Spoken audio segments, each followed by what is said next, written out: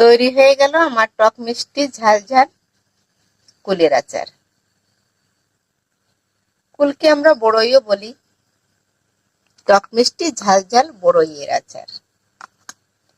একটা বড়ই উঠিয়ে গালে দিলেই প্রাণটা যেন জুড়িয়ে যায়।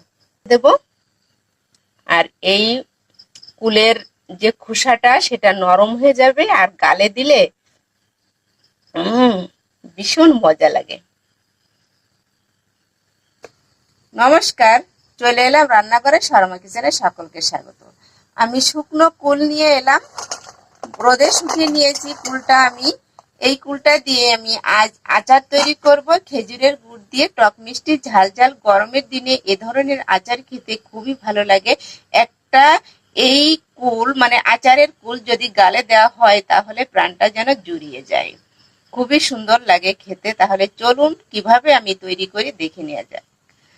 ভিডিওটা শুরু করার আগে অনুরোধ রইল, যারা আমার চ্যানেলে নতুন আছেন সাবস্ক্রাইব করে আমার পাশে থাকুন, পাশে থাকা বেল আইকনটা প্রেস করুন, তাহলে প্রথম নোটিফিকেশনটা চলে যাবে আপনার কাছে। যারা পেজ থেকে দেখছেন লাইক কমেন্ট শেয়ার করে ফলো বাটনে ক্লিক করে আমার পাশে থাকুন। তাহলে চলুন শুরু করা যাক। উনুনটা ধরিয়ে দিলাম, কড়াইটা উনুনে দিয়ে দিয়েছি। আমি দিয়ে দিলাম শুকনো চাল, পাঁচফোড়ন,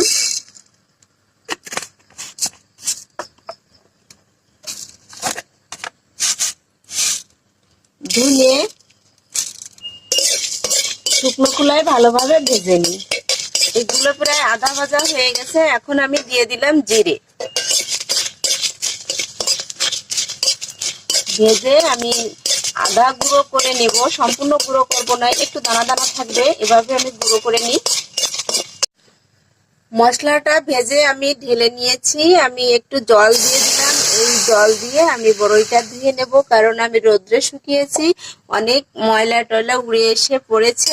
যদিও আমি ছাদে শুকিয়েছি তবুও অনেকটা ময়লা এসেছে, তাই আমি ধুয়ে নেব। উষ্ণ গরম জল করতে হবে। জলটা গরম হয়ে গেছে, দেওয়ার সাথে সাথে আমি বড়ইগুলো দিয়ে ধুয়ে নেব।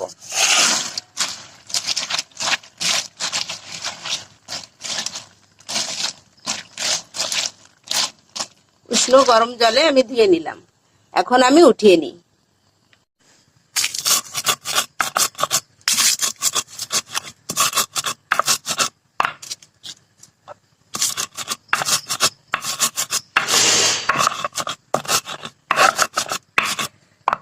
এভাবে আমি বেটে নিলাম আধা বাটা করে।